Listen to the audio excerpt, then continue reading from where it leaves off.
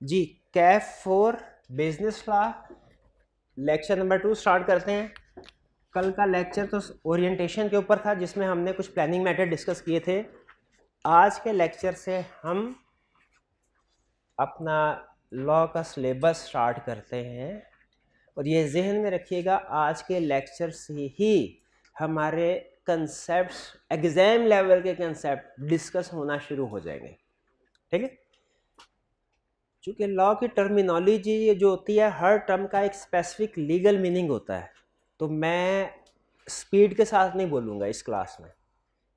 मेरी स्पीड जो होगी बोलने की वो स्लो होगी, लेकिन ताकि आप अंडरस्टैंडिंग के ऊपर फोकस कर सकें।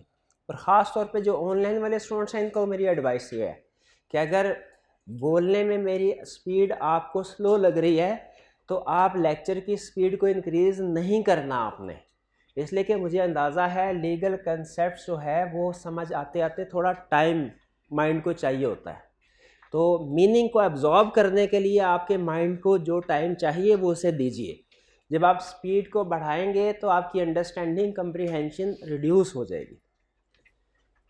चीज़ें देखें थोड़ी सी हैं, और देखें 8-10 लाइनें ये हैं, 4-5 लाइन्स वो हैं जो आज के लेक्चर में हमने पढ़नी है। लेकिन जैसे मैंने बताया कि एक एक टर्म के पीछे स्पेसिफिक मीनिंग होते हैं जो हमने डिस्कस करना है।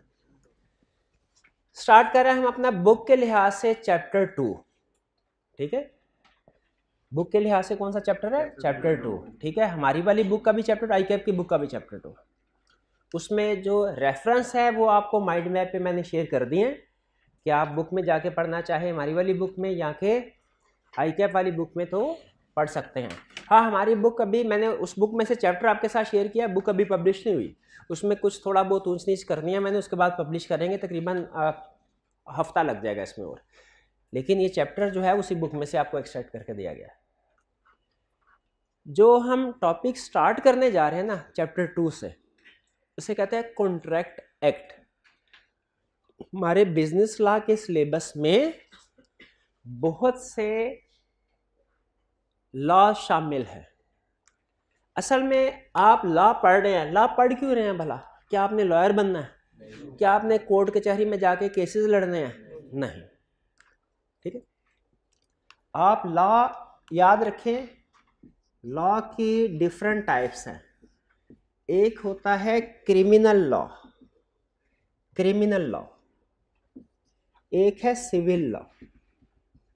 क्रिमिनल लॉ होता है जो कि जुर्म होते हैं, जैसे चोरी चिकारी का, दहशतगर्दी का, कत्ल का, ये क्रिमिनल लॉ, ये एलएलबी में पढ़ाए जाते हैं। ये क्रिमिनल लॉ पढ़ के आप कोर्ट कचहरी में फिर आप जाके केस लड़ते हैं।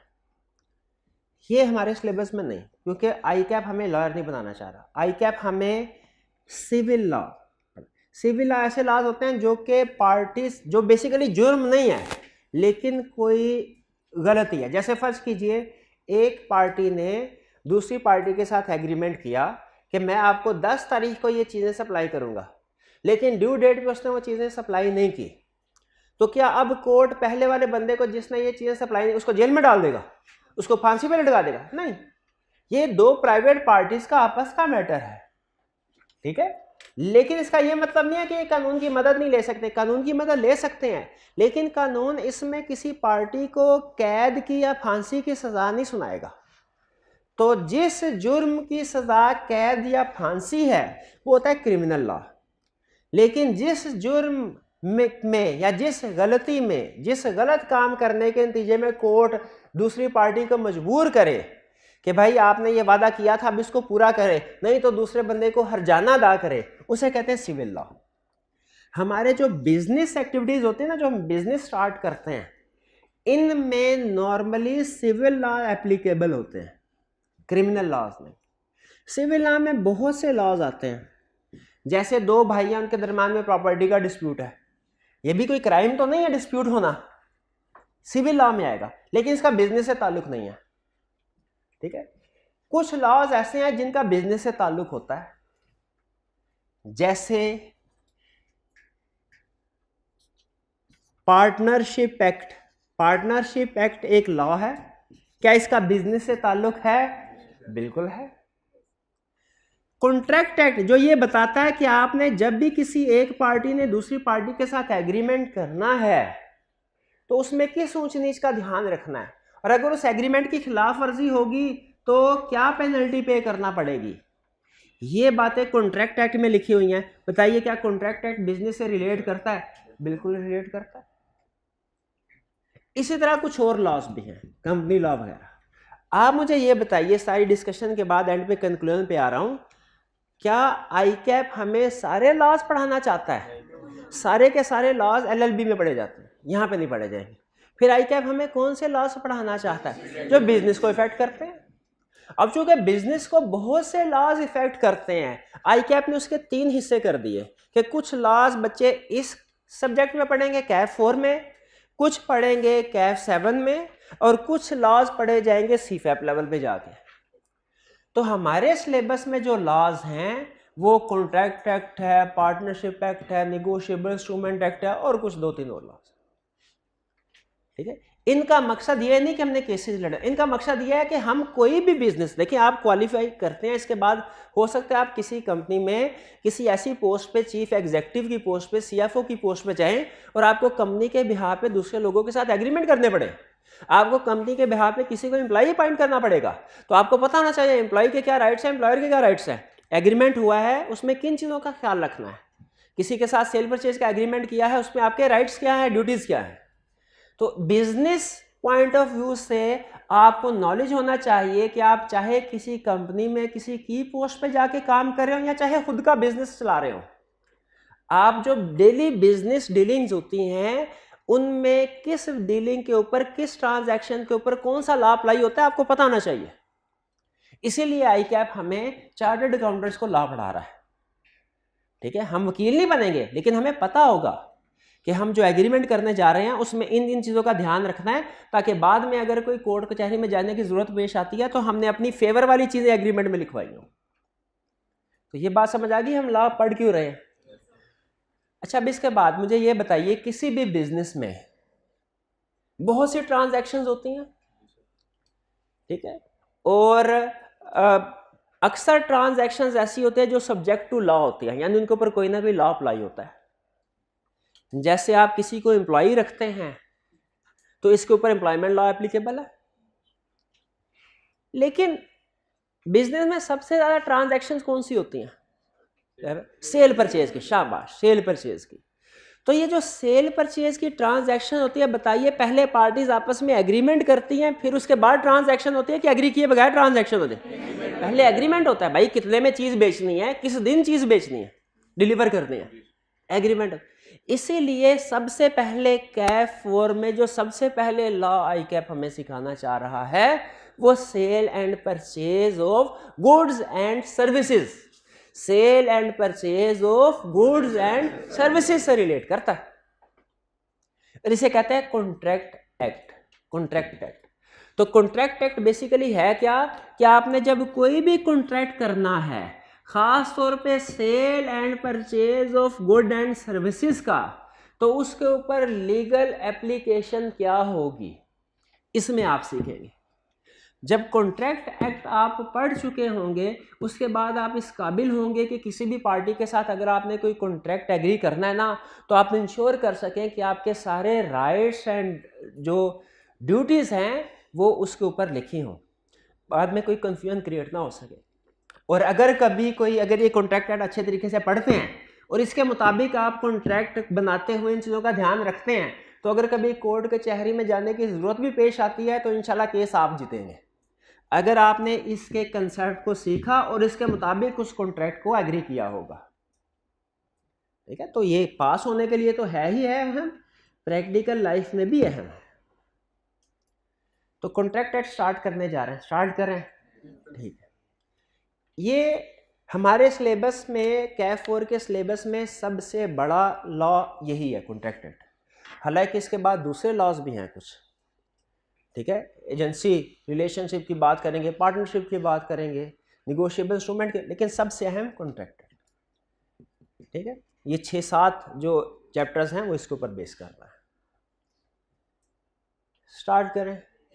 अच्छा, अभी हम देखें फौरन ही मैं आपको कोई लीगल प्रोविजंस नहीं सिखा सकता। किसी भी सब्जेक्ट को सीखने से पहले ना पहले उसकी बेसिक टर्म्स या डेफिनेशन सीखनी पड़ती हैं। ठीक है, आप अगर क्रिकेट सीखने के लिए किसी के पास जाएंगे, वो फौरन आपको ये नहीं कहेगा भाई ये बल्ला है, ये बॉल है, चलो खेलना शुरू। पहले आपको बिठा के रूल्स बताएगा, आउट कैसे होता है, छिक्का कैसे होता है, नो बॉल कैसे होती है, इसका ये सारी चीज़ें। जब आप किसी भी सब्जेक्ट के ये पैरामीटर सीख लेते हैं, रूल्स एंड रेगुलेशन सीख लेते हैं, बेसिक कंसेप्ट सीख लेते, उसके बाद उस सब्जेक्ट को समझना आसान हो जाता है, क्योंकि वो टर्म्स बार बार यूज हो रही होंगी। तो मैं बजाय ये कि पहले लीगल प्रोविजन आपके साथ डिस्कस करना शुरू करूं और फिर जिस लीगल प्रोविजन में कोई टर्म्स आए वो आपको साथ साथ एक्सप्लेन करता जाऊं, एक अप्रोच ये भी है। इसको मैं अडॉप्ट नहीं कर रहा, इसलिए इसलिए नहीं कर रहा, इसमें हम लॉ को डिस्कस करना तो जल्दी स्टार्ट कर देंगे, लेकिन हर दूसरे तीसरे कंसेप्ट में रुक के हम किसी और चीज की डेफिनेशन को डिस्कस कर रहे होंगे। तो मैं पहले ये चाह रहा हूं, पहले हम डेफिनेशन डिस्कस कर लें, ताकि जब ये डेफिनेशंस आगे लीगल रिक्वायरमेंट्स में इस्तेमाल हो ना, तो आपको बार बार रुक के ये ना सोचना पड़े इसका क्या मतलब है, इसका क्या मतलब है। तो पहले डेफिनेशन शुरू करें, स्टार्ट। सबसे पहले ऑफर, सबसे पहले डेफिनेशन का। अच्छा आप मुझे ये बताइए, फर्ज कीजिए ये भाई हैं, भाई क्या चीज़ आपके पास कोई ऐसी चीज़ है जो आप मुझे बेच सकें? मोबाइल, चले पेन, चले पेन, ठीक है। ये पहले मुझे कहे कि सर क्या आप 10 रुपये में ये पेन खरीदेंगे? ये भाईजान ने क्या स्टेटमेंट, सर क्या आप 10 रुपये में ये पेन खरीदेंगे? ये इन्होंने मुझे की है ऑफर। इन्होंने क्या किया है? ऑफर। क्या मेरे ऊपर लाजमी है मैं इसका जवाब हमेशा यस दूं? कभी यस दूंगा, कभी नो दूंगा।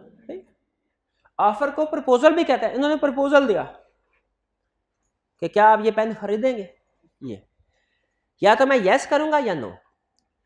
अगर ये जो इन्होंने मुझसे सवाल पूछा, सर क्या आप 10 रुपये में खरीदेंगे, इसे हम क्या कहते हैं? ऑफर। इन्होंने मुझे ऑफर की। अगर मैं कहता हूं नो, नो मैं नहीं खरीदूंगा, ये है रिजेक्शन ऑफ ऑफर। ये क्या है? मैंने इनकी ऑफर को रिजेक्ट कर दिया। क्या हमारे दरमियान में कोई एग्रीमेंट हुआ है? नहीं। लेकिन अगर मैं कहता हूं यस कि पेन खरीदूंगा, तो मैंने क्या किया? एक्सेप्टेंस। एक्सेप्टेंस। तो एग्रीमेंट के लिए ना, एग्रीमेंट करने के लिए सिर्फ ऑफर होना जरूरी नहीं है। एक पार्टी की तरफ से ऑफर और दूसरी पार्टी की तरफ से एक्सेप्टेंस होना जरूरी है। तो सबसे पहली चीज हमने जो समझा है ऑफर या प्रपोजल। प्रपोजल मैं बार बार नहीं बोलूंगा क्योंकि ये कभी कभार ही यूज होता है। ज्यादातर जो किताब में केस स्टडीज में वर्ड यूज होता है, पास्ट पेपर में वर्ड यूज होता है, वो क्या है? लेकिन याद रखें ICAP कभी कभी ना डॉज खेलता है। क्या? वो कंसेप्ट को अल्टरनेट टर्म्स के साथ पूछ लेता है। वो कहता है अच्छा टीचर्स ने सिर्फ ऑफर ही पढ़ाया होगा और स्टूडेंट ने भी सिर्फ ऑफर ही पढ़ा होगा, मैं पूछ लेता हूँ प्रपोजल क्या है, डिफाइन प्रपोजल। हालांकि वो ऑफर ही है, लेकिन अगर नहीं पढ़ा हुआ कभी कि ऑफर को ही प्रपोजल भी कहते हैं, तो जब प्रपोजल की डेफिनेशन पूछेगा हम कुछ नहीं लिख पाएंगे। इसीलिए जो अल्टरनेट टर्म्स होती हैं ना, वो बोली नॉर्मली कम जाते हैं, लेकिन आपने स्टूडेंट पॉइंट ऑफ व्यू से, प्रिपरेशन पॉइंट ऑफ व्यू से उसको भी हाईलाइट करके, अंडरलाइन करके जहां जहां आएंगे अल्टरनेट टर्म्स उनको याद करना है, आपको पता होना चाहिए। ऑफर, अब मैं प्रपोजल का वर्ड नहीं बोलूंगा, ऑफर का वर्ड बोलूंगा, लेकिन मतलब एक ही है। ऑफर क्या है? When one person shows his willingness, रजामंदी उसकी, किस लिए? When one person shows his willingness to do something, to do, अभी इसको छोड़ें, सिर्फ इसके ऊपर फोकस करें, to do something, तो ये क्या कर रहा है? ऑफर कर रहा है। ऑफर का मतलब क्या है? When one person shows his willingness to do, अब ये देखें क्या ये willingness शो करवा रहे थे to do something? किस चीज की? To sell something, to sell ball point, to do something। ठीक है, जैसे हो सकता है to sell good और services में। ठीक है, सर्विसेज।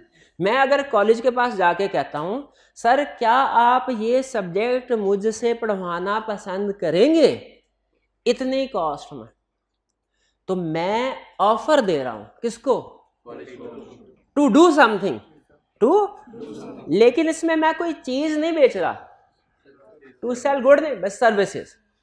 तो याद रखें गुड्स की सेल परचेज ये भी कॉन्ट्रैक्ट एक्ट में कवर होती है, सर्विसेज की सेल परचेज कह लें या बाइंग सेलिंग या रिसीट ये इसी में कवर होती है।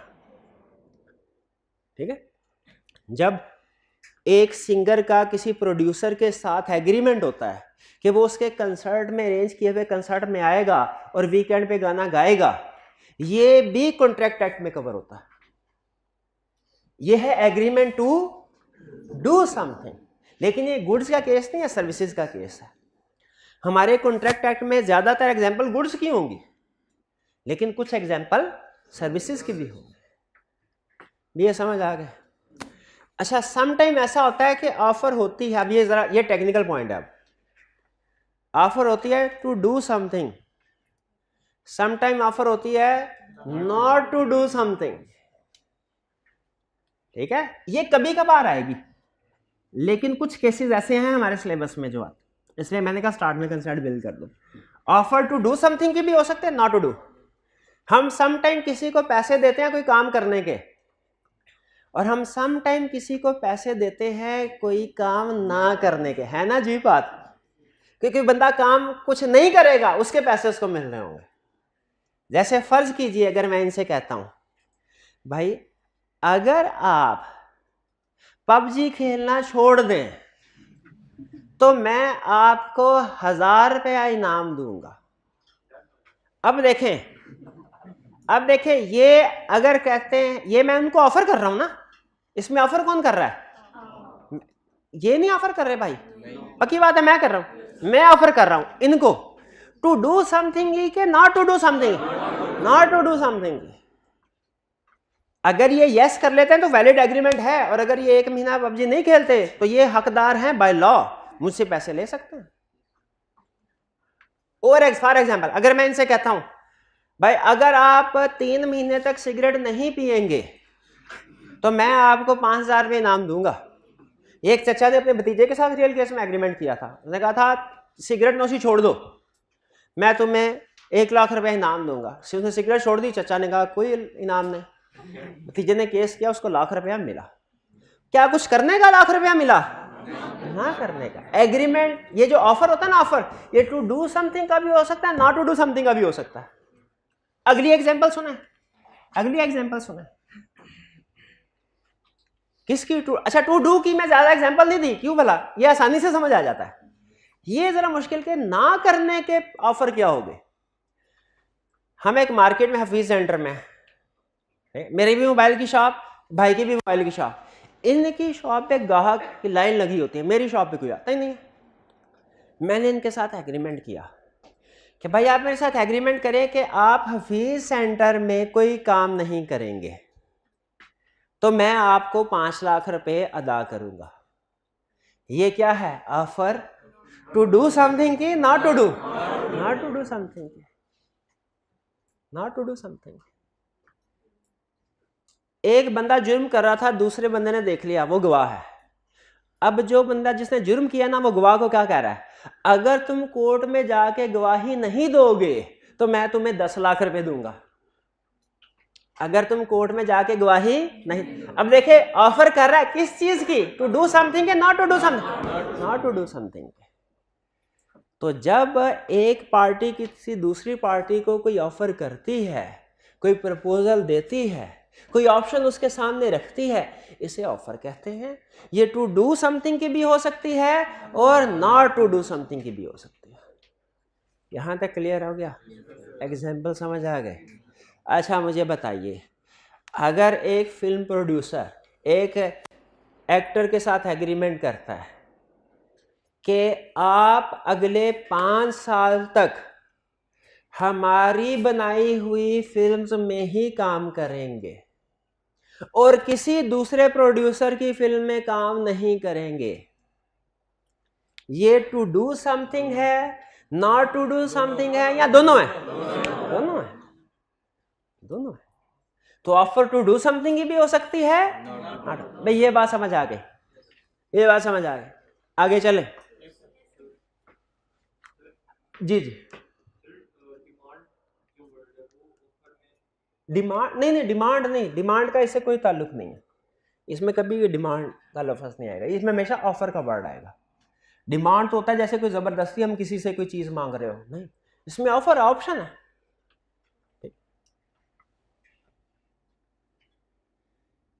जब कभी ऑफर होगी कितनी पार्टीज होंगी? एक जो बंदा ऑफर कर रहा है और दूसरा जिसको ऑफर, इन भाईजान ने पेन बेचने की ऑफर की मुझे, ये कौन है और मैं कौन हूं? जो बंदा ऑफर कर रहा है उसे कहते हैं ऑफरर, करने वाले को ऑफरर, और जिसको ऑफर की जाए उसे ऑफरी। Offeror, offeree. ऑफरर कौन है? जो ऑफर कर रहा है। ऑफरी कौन है? जिसको ऑफर की जाए। ये फर्क ध्यान में रखिएगा, ठीक है? ऑफरर और ऑफरी। कैसा हो सकता है कि कहीं ऑफर हो और एक ही पार्टी हो? मैं अगर इस दफा सीए में पास हुआ इस पेपरों में, तो मैं अपने आप को बाई के नाम में दूंगा। क्या ये ऑफर है? ऑफर के लिए हमेशा दो पार्टीज का होना लाजमी है। एक पार्टी है तो वो ऑफर नहीं है। एक पार्टी ऑफर करने वाली और दूसरा जिसको ऑफर। ऑफरर कौन है? जो ऑफर कर रहा है। ऑफरी कौन है? ऑफर की जा रही है। तो ये हमने लीगल टर्म्स पढ़ी, ऑफरर और ऑफरी। ये क्लियर हो गए तो ओके करें, आगे चलें। अब जब इन्होंने मुझे ऑफर की, मेरी मर्जी, मैं यस करूं या नो? अगर मैं नो करूं तो उसे क्या कहते हैं? Rejection of offer. अगर मैं यस कर दूं, एक्सेप्टेंस। व्हेन ऑफरी, कौन? ऑफरी कम्युनिकेट हिज कंसेंट का मतलब यस, यस टू ऑफरर, तो उसे हम क्या कहते हैं? एक्सेप्टेंस। एक्सेप्टेंस का मतलब क्या है? Offerer communicate consent to offeree communicate his consent to offerer. Offeree communicates his consent to, तो उसे क्या कहेंगे? मैंने कहा यस मैं आपका पेन 10 रुपए में खरीदूंगा, ये मैं क्या कर रहा हूं? बात समझ आई? अब इसमें ट्विस्ट आ रहे हैं कहानी में, सुनिए। इन्होंने कहा सर क्या आप ये पेन 10 रुपए में खरीदेंगे? मैं अभी सोच रहा हूं साथ वाला भाई है, इन्होंने कहा लाओ मुझे बेचो। क्या ये एक्सेप्टेंस है? हाँ, उसको तो ऑफर ही नहीं। शाबाश। इसका मतलब है एक्सेप्टेंस में लफ्ज है ऑफ। इसका मतलब है एक्सेप्टेंस कौन दे सकता है? ऑफर ही। जिसको ऑफर ही नहीं की गई वो एक्सेप्टेंस नहीं दे सकता, वो चाहे साथ क्यों ना बैठा हो। ये समझ आया? ऑफरी। ऑफरी को अंडरलाइन करें। ऑफरी का मतलब एक्सेप्टेंस ऑफरी ही देगा, ऑफरी के अलावा और कोई बंदा नहीं दे सकता। अगला twist, offeree communicates his consent. इन्होंने मुझे कहा सर क्या आप 10 रुपए में ये पेन खरीदेंगे? अब मैं हिसाब किताब लगा रहा हूं, 10 रुपए में ठीक रहेगा, महंगा तो नहीं है। मैंने सोचने में थोड़ा टाइम लगा दिया। इन्होंने साथ वाले को भी कह दिया क्या आप 10 रुपए में ये पेन खरीदेंगे? क्या ऐसा हो सकता है कि एक बंदे को ऑफर किया और दूसरे को भी कर दे? की जा सकती। इसमें फिर दोनों में से कोई भी एक्सेप्टेंस कर सकता है, और एग्रीमेंट किसके साथ होगा? जो पहले कर देगा, जो पहले कर देगा। मैं सोच रहा हूं 10 रुपए में खरीदूं, उन्होंने यही ऑफर उनको कर दी। अच्छा, अब मैंने इरादा कर लिया है कि मैं खरीद लूंगा, बताया नहीं। इरादा कर लिया खरीद लूंगा, बताया नहीं।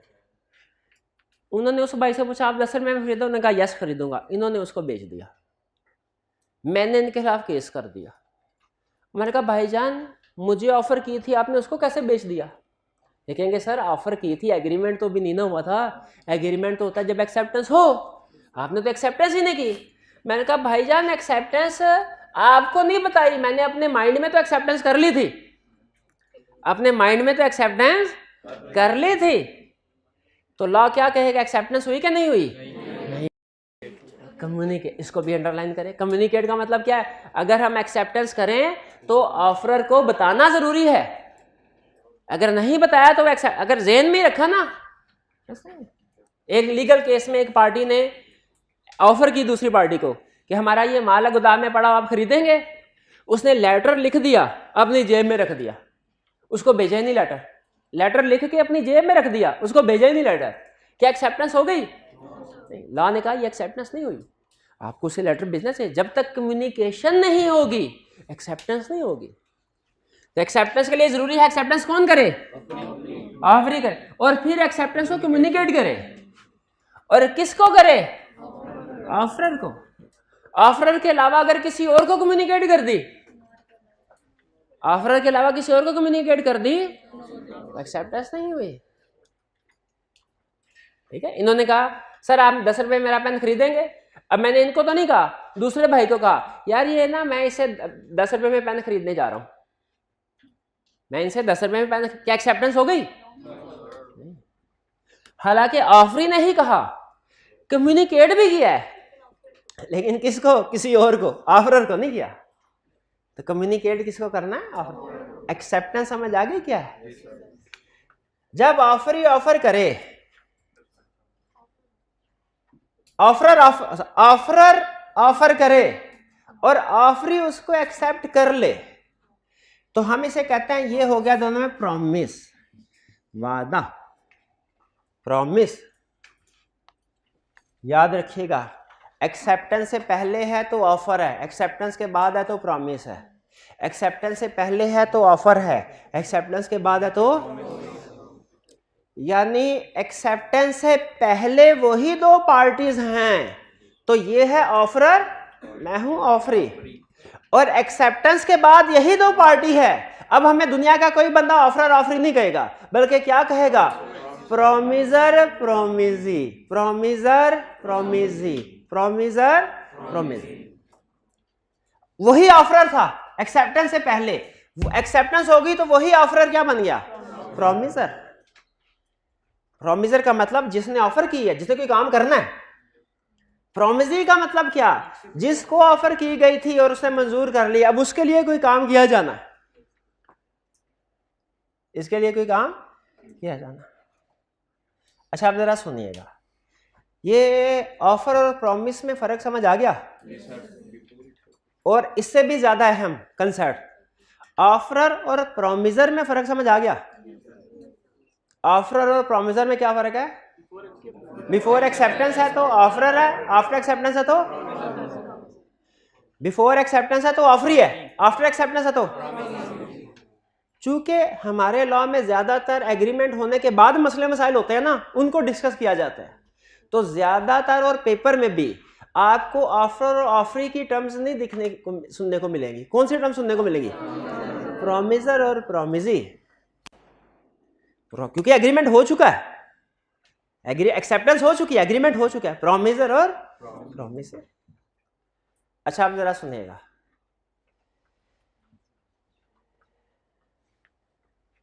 इन्होंने कहा सर नहीं, मैं कॉलेज से बाहर निकला, रिक्शे वाला खड़ा था, मैंने उससे पूछा हाँ भाई मेरे घर चलोगे? उसने कहा ठीक, यस। एग्रीमेंट हो गया क्या? जी सर। नहीं, ऐसा एग्रीमेंट आपने कभी नहीं करना, वरना झगड़ा होगा, लड़ाई। क्या झगड़ा होगा भला? उधर जाके कहेगा पैसे किधर, मैं कहूंगा 200, वो कहेगा 500 से कम 1 रुपया नहीं लेना। बताइए पैसे पहले तय कर लेना जरूरी है कि एग्रीमेंट की सारी मेजर टर्म्स एंड कंडीशन पहले तय कर लेना जरूरी है।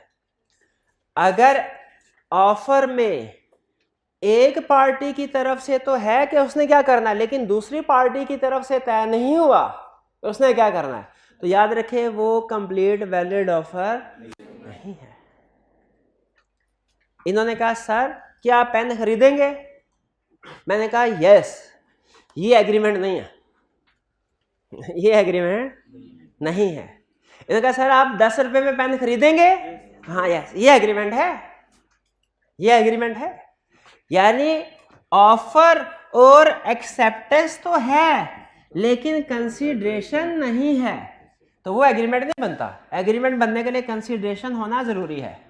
अब ये कंसीडरेशन क्या बला है ये नहीं पता, लेकिन पहले मुझे ये बताइए ऑफर पता है आपको क्या है, एक्सेप्टेंस क्या है ये पता है?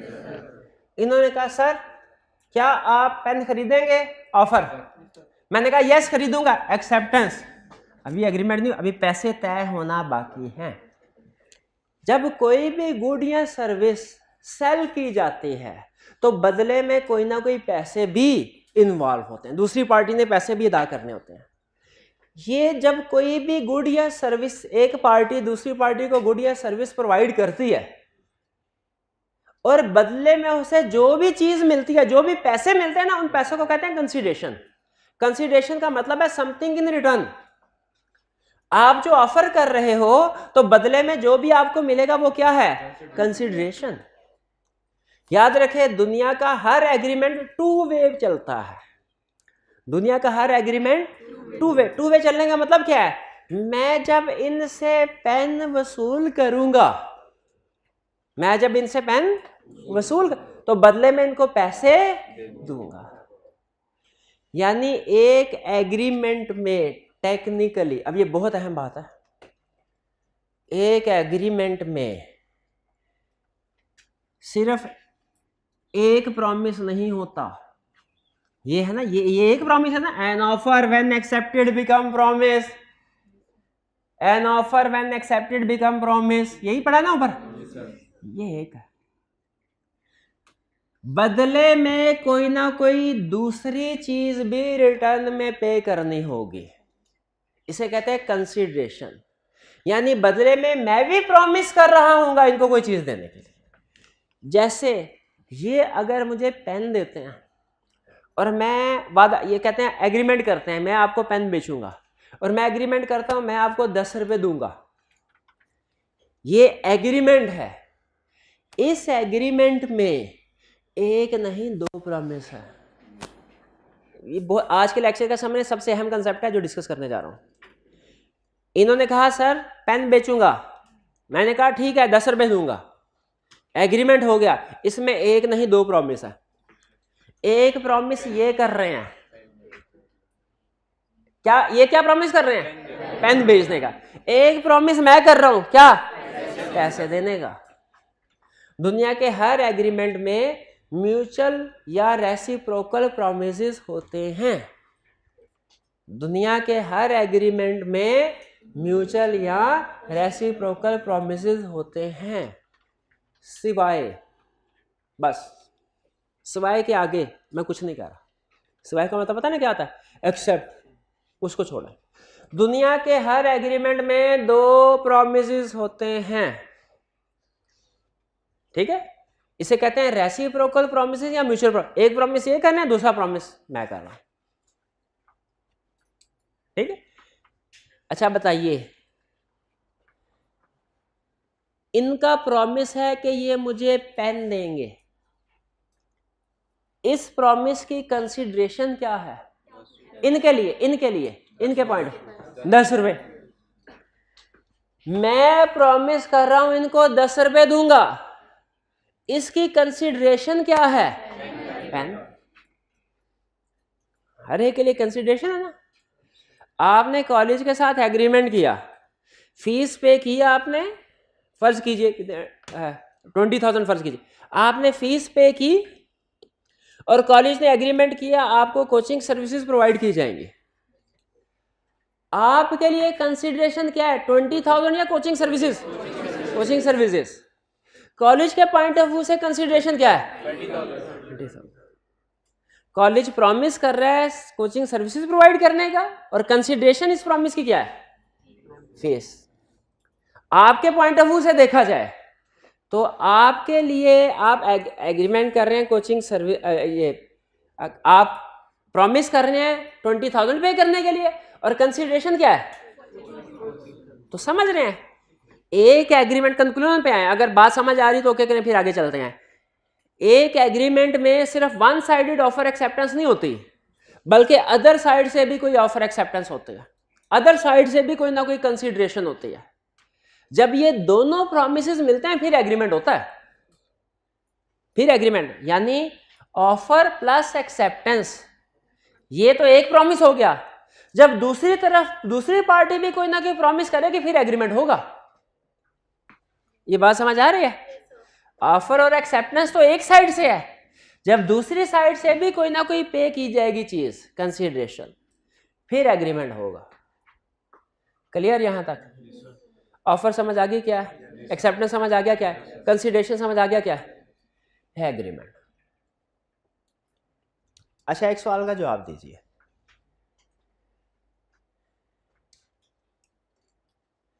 मेरा इनके साथ एग्रीमेंट हुआ, इन्होंने कहा सर अगर आप मुझे 1 लाख रुपया दें मैं आपको उड़ के दिखाऊंगा। 1 लाख रुपया दें, उड़ के दिखाऊंगा। अब मैंने कहा ठीक है 1 लाख रुपया दूंगा। हमारे दरमियान में ऑफर की, एक्सेप्टेंस हो गई, कंसीडरेशन भी दोनों तरफ है, पैसे होंगे और ये एक तरह से मुझे एंटरटेन होगा ना, मैं उड़ता देख के बंदा, मैंने कभी जिंदगी में बंदा उड़ता नहीं देखा। एग्रीमेंट हो गया।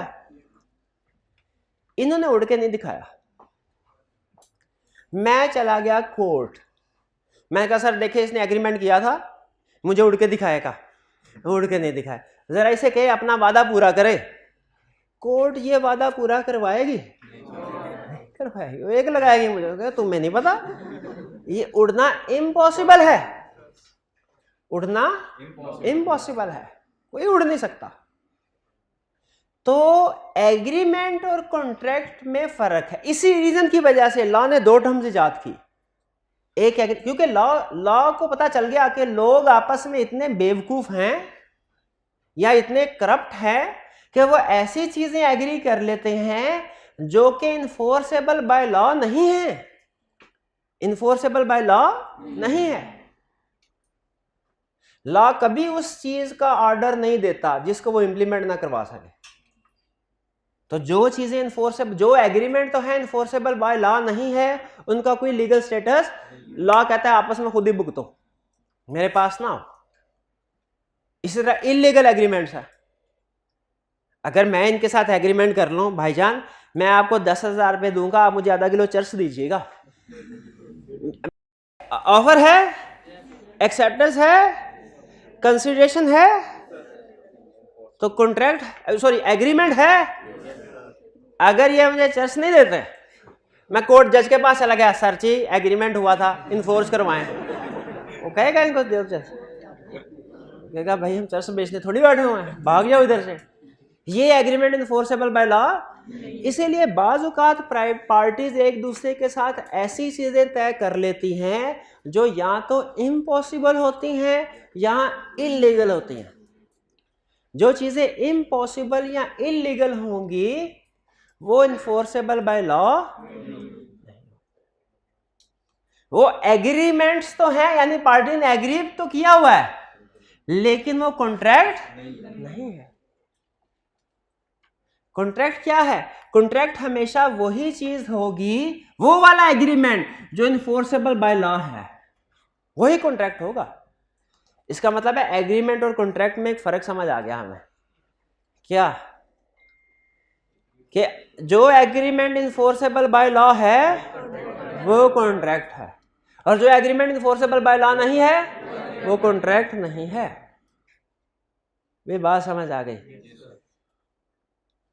अच्छा, एक लाइन बोलने लगा हूं, अगर आपको समझ आ जाए तो ओके कीजिएगा, ये याद करना जरूरी नहीं है, सिर्फ वैसे नहीं।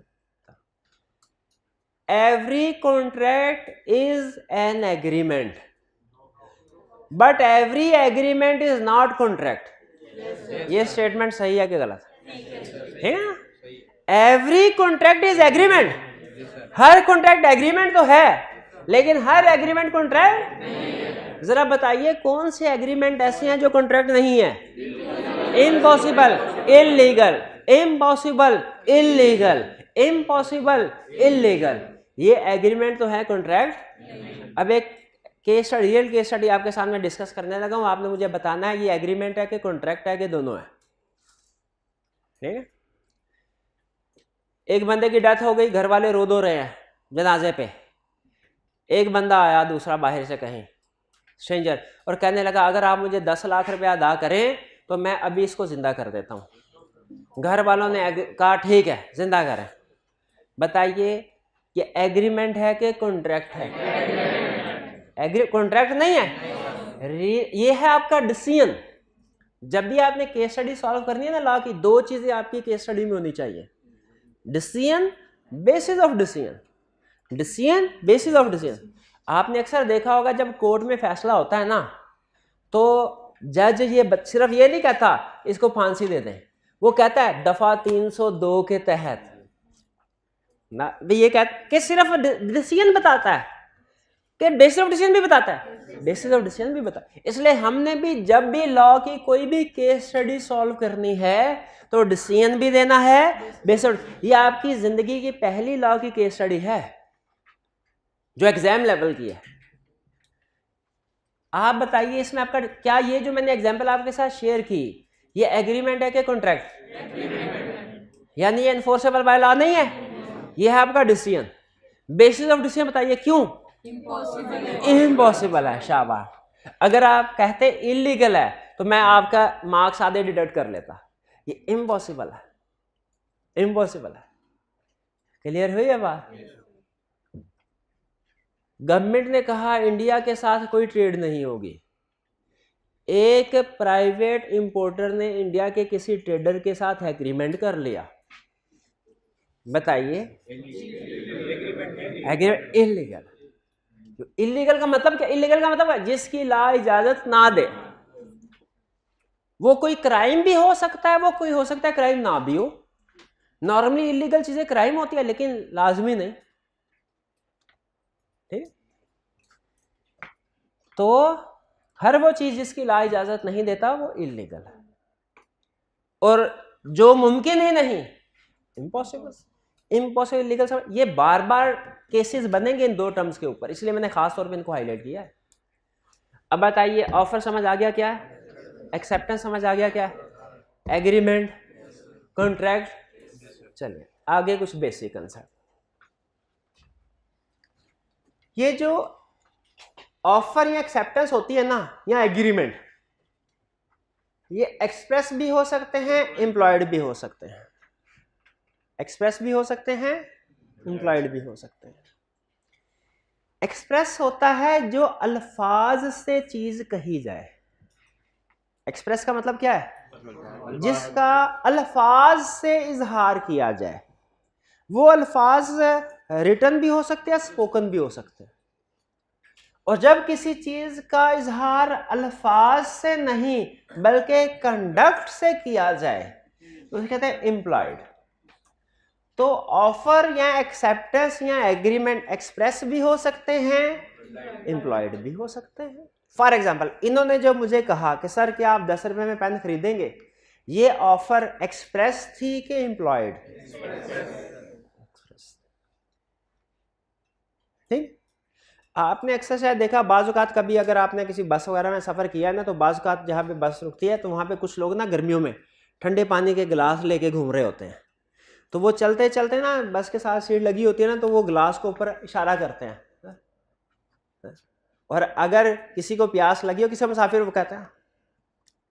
अब इनमें अल्फाज का तबादला नहीं हुआ, लेकिन जब वो बेचने वाले, पानी बेचने वाले ने इशारा किया पानी से भरे ठंडे गिलास का, तो इसका मतलब क्या है? वो ऑफर कर रहा है।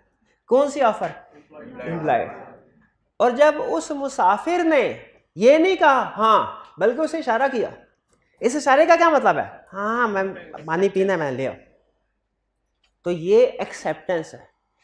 वो एम्प्लॉयड ऑफर थी, ये एम्प्लॉयड एक्सेप्टेंस है। तो याद रखें एग्रीमेंट एम्प्लॉयड भी हो सकते हैं, एक्सप्रेस भी हो सकते हैं। वैसे प्रैक्टिस में जो एग्रीमेंट्स होते हैं 99% एक्सप्रेस होते हैं, लेकिन चूंकि लॉ ने इम्प्लॉयड की भी इजाज़त दी हुई है तो बाज़ औक़ात एग्जाम में वो इम्प्लॉयड ऑफर या एक्सेप्टेंस भी टेस्ट कर लेता है। वरना प्रैक्टिस में जितने होते हैं वो रिटन फॉर्म में होते हैं।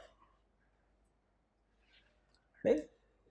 अच्छा मुझे बताइए, आप गाड़ी पे घर जा रहे हैं, इशारे पे रुके, एक बच्चा भागता हुआ आया, उसके हाथ में शीशा साफ करने के लिए वो सामान है, उसने आप गाड़ी का शीशा साफ करना शुरू कर दिया, या आपकी तरफ ऐसे इशारा किया, बहुत ऐसे इशारा करते हैं सर, ये क्या है? ऑफर, इम्प्लाइड के एक्सप्रेस, इम्प्लाइड। और आपने कहा ये क्या है? एक्सेप्टेंस। लेकिन कौन सी एक्सेप्टेंस? इम्प्लॉयड।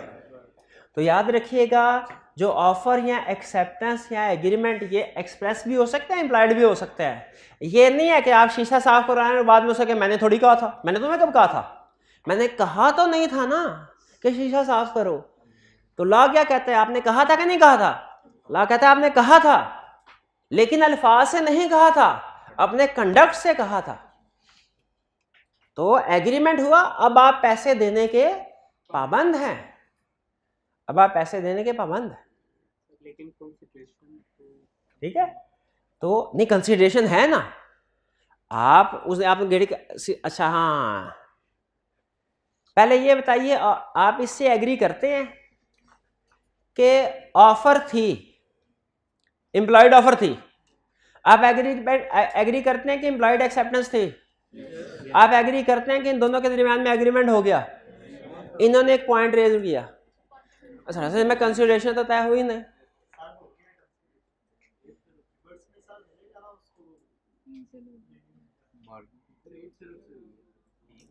इसमें जब एग्रीमेंट में प्राइस तय, अब आपने ना सवाल उठाया है मुश्किल, मैं हिम्मत करके जवाब दे रहा हूं, अगर समझ आ जाए तो ठीक, ना समझ आए तो इसको इग्नोर कर दें, बिल्कुल भूल जाएं कि ये सवाल कभी आया भी था।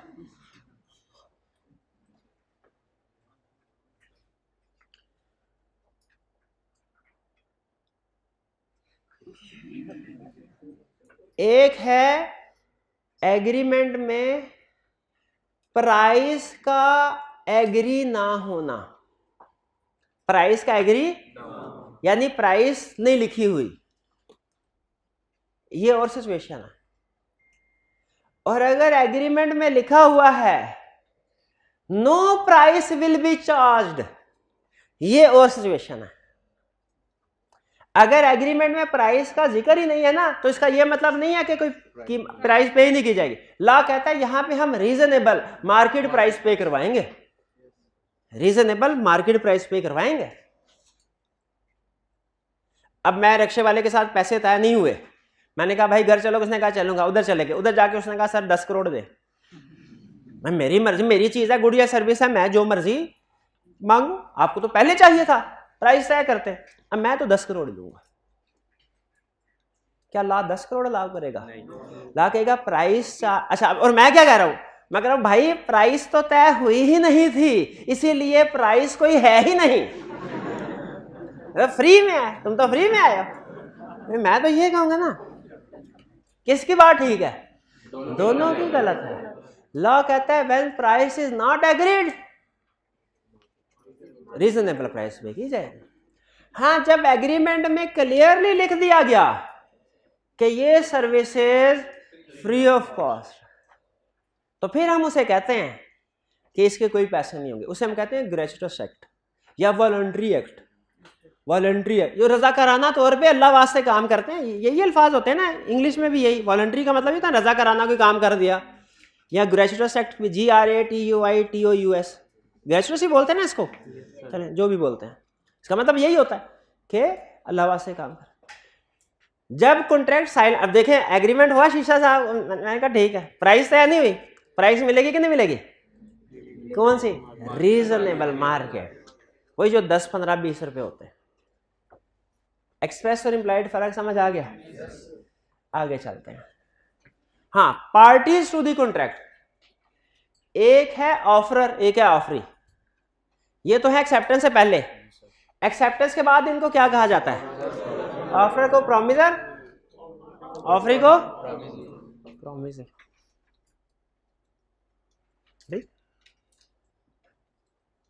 एक है प्रोमिसर, एक है प्रोमिसी। एग्रीमेंट में हमेशा दो पार्टीज होती हैं, एक प्रोमिसर एक प्रोमिसी। इनके अलावा कोई भी पार्टी जो होती है उसे कहते हैं थर्ड पार्टी या stranger to the contract. Stranger to the contract law में ना एक इस्टेब्लिश रूल है कि वही पार्टीज एक के खिलाफ केस कर सकती हैं जिनके दरमियान में एग्रीमेंट हुआ है। जो पार्टी एग्रीमेंट में है ही नहीं वो केस नहीं कर सकते। रियल केस की एग्जांपल बताता हूं आपको। ए ने बी के साथ एग्रीमेंट किया कि मैं तुम्हें 10 लाख रुपए देता हूं, तुमने ये गाड़ी सी के हवाले करनी है। ये गाड़ी सी के हवाले कर, ये एग्रीमेंट किस में हुआ? ए और बी में, के ए और सी में, के बी और सी में, के ए बी और सी तीनों में? ए और बी, ये बात ध्यान में रखे, ए और बी में। ड्यू डेट पे बी ने गाड़ी सी को नहीं दी, सी ने बी के खिलाफ केस फाइल कर दिया। किसने गाड़ी, एग्रीमेंट हुआ है, इसने मुझे गाड़ी नहीं दी। कोर्ट ने ये केस डिसमिस कर दिया पहली पेशी पे। क्यों? क्योंकि C third party, stranger to the contract. एक एग्रीमेंट के ऊपर अगर कोई एक्शन लेना है ना तो वो पार्टीज टू द कॉन्ट्रैक्ट ले सकती हैं। थर्ड पार्टी या स्ट्रेंजर टू द कॉन्ट्रैक्ट उस एग्रीमेंट के ऊपर एक्शन नहीं ले सकता। ए बी के खिलाफ एक्शन ले सकता है, बी ए के खिलाफ ले सकता है, सी नहीं। बात समझ आए? ठीक है। तो एग्रीमेंट, किसी भी एग्रीमेंट में कितनी पार्टीज होती हैं? दो, एक प्रोमिसर एक इसके अलावा कोई भी पार्टी होगी चाहे कॉन्ट्रैक्ट में उसका जिक्र क्यों ना हो, लेकिन चूंकि जो टर्म्स एंड कंडीशन एग्री वो उसमें वो शामिल नहीं है, जिक्र तो है उसका, लेकिन जो एग्रीमेंट हो रहा है वो ए और बी के दरमियान में हो रहा है। तो इसके अलावा जितनी भी पार्टीज हैं वो थर्ड पार्टी या स्ट्रेंजर टू द कॉन्ट्रैक्ट कहलाती हैं। ये खास तौर पे थर्ड पार्टी और स्ट्रेंजर टू द कॉन्ट्रैक्ट की टर्म ध्यान में रखिएगा, ये आगे यूज होगी। और रूल आपको पता होना चाहिए कि जो थर्ड पार्टी या स्ट्रेंजर टू द कॉन्ट्रैक्ट है वो कॉन्ट्रैक्ट को इन्फोर्स नहीं, वो कॉन्ट्रैक्ट की बेस पे लीगल एक्शन नहीं ले सकते। भाई ये बात समझ आई? यहां तक कोई प्रॉब्लम तो नहीं? चलिए, कोई क्वेश्चन पूछना चाहते हो तो पूछ लीजिए। मन जी।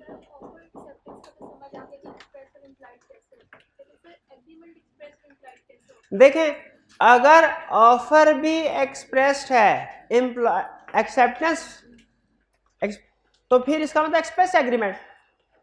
और अगर दोनों चीजें इंप्लॉयड हैं तो इंप्लॉयड एग्रीमेंट। अगर एक चीज एक्सप्रेस है दूसरी इंप्लॉयड है तो भी एग्रीमेंट हो जाएगा। इससे फर्क, असल में ना इससे फर्क नहीं पड़ता कि एग्रीमेंट एक्सप्रेस है कि एम्प्लॉयड है। फर्क किससे पड़ता है? एग्रीमेंट हुआ कि नहीं हुआ। एग्रीमेंट, और आपको सिखाया ये जा, आपसे ये नहीं पूछा जाएगा कि ये दो पार्टीज ने बताया ये एक्सप्रेस एग्रीमेंट है कि एम्प्लॉयड एग्रीमेंट है, बल्कि ये कहा जाएगा एक पार्टी ने दूसरे को इशारा किया, दूसरे ने पहले को ओके किया, बताइए दोनों में एग्रीमेंट हुआ कि नहीं हुआ। तो आपने ये देखना है कि एग्रीमेंट हुआ कि नहीं हुआ, वो एग्रीमेंट एक्सप्रेस है कि एम्प्लॉयड है, इससे कोई लेना देना है। ये एग्रीमेंट का लफ्ज काट दें अगर आपको इसमें कंफ्यूजन हो रही है, एग्रीमेंट का लफ्ज काट दें।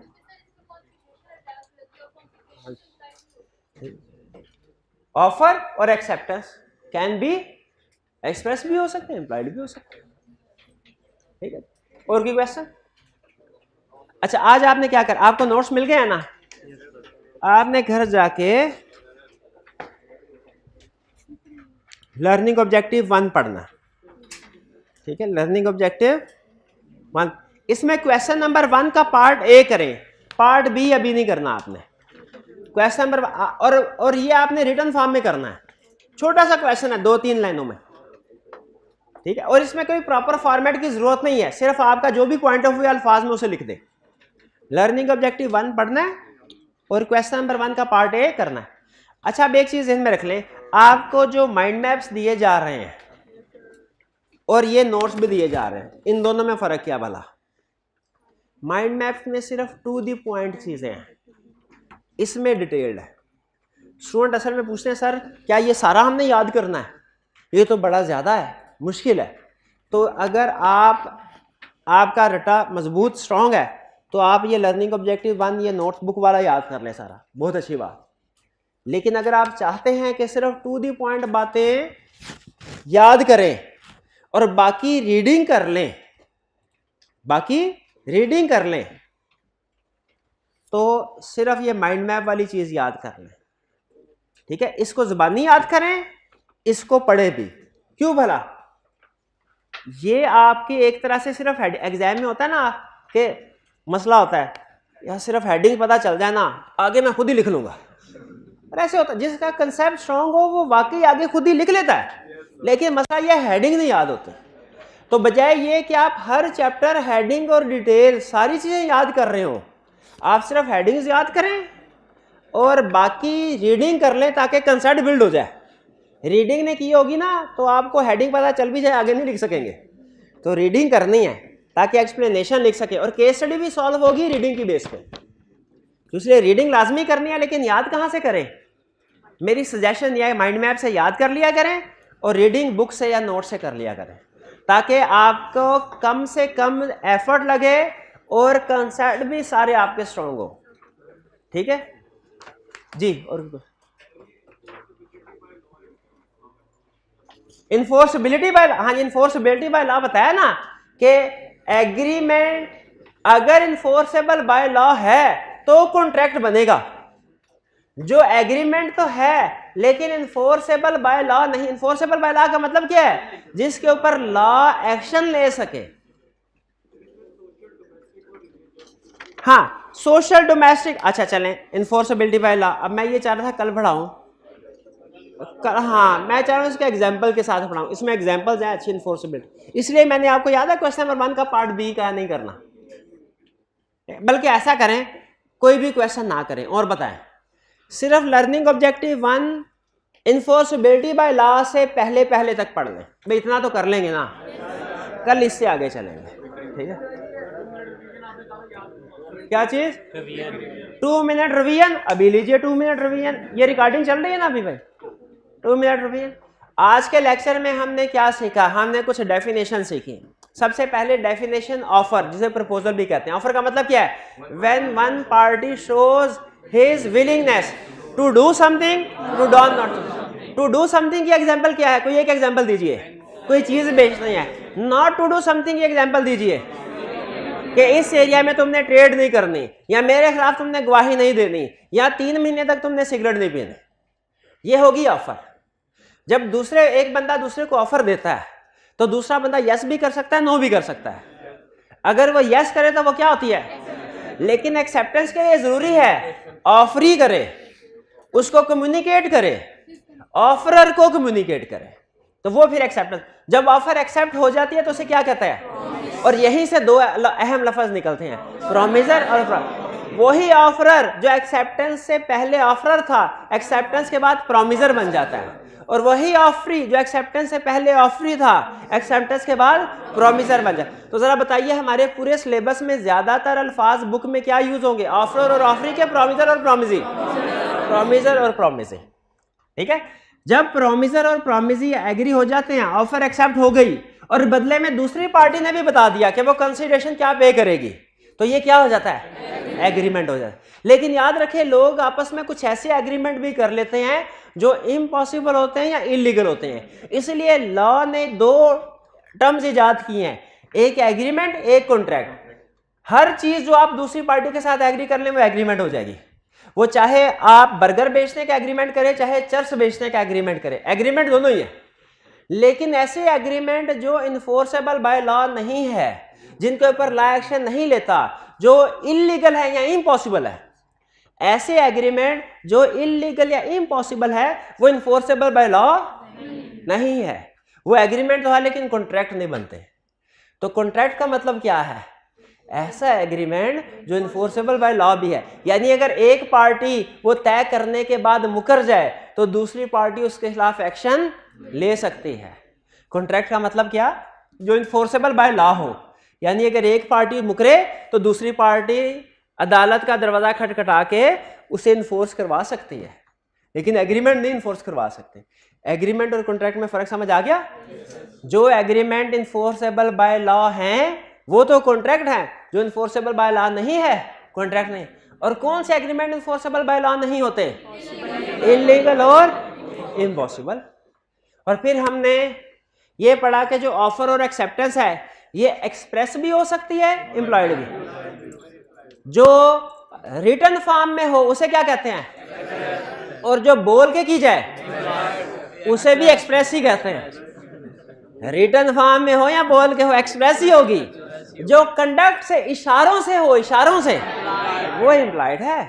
तो लॉ दोनों को कहता है वैलिड है। ऑफर या एक्सेप्टेंस एक्सप्रेस भी हो सकती है, इम्प्लॉयड भी हो सकती है। और प्रॉमिस और प्रॉमिस, हाँ, जो तो पार्टी, जिन दो लोग पार्टीज के दरमियान एग्रीमेंट होता है उसे क्या कहते हैं? एक को प्रॉमिसर, एक को प्रॉमिस। और इसके अलावा जितनी भी पार्टीज हैं थर्ड पार्टी। एक एग्रीमेंट को इन्फोर्स करवाने के लिए प्रॉमिसर और प्रॉमिसी तो कोर्ट में जा सकते हैं, कोई थर्ड पार्टी नहीं जा सकते। क्लियर है? ये थी हमारी 2-3 मिनट की क्विक समरी। क्लियर जी? आज का लेक्चर यहाँ पे खत्म करते हैं। अल्लाह हाफिज।